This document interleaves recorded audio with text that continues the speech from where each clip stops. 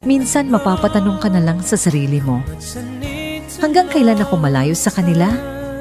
Gusto mo nang umuwi, pero hindi pwede kasi may mga umaasa sa'yo.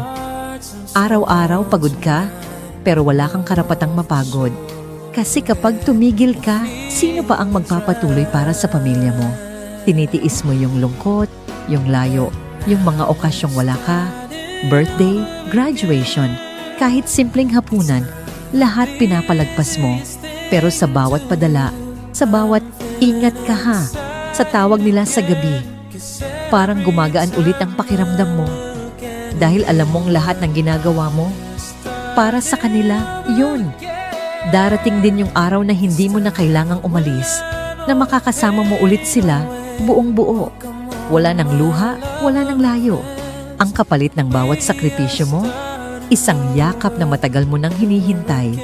Kasi ganun magmahal ang isang taong para sa pamilya. Tahimik, matatag, pero totoo.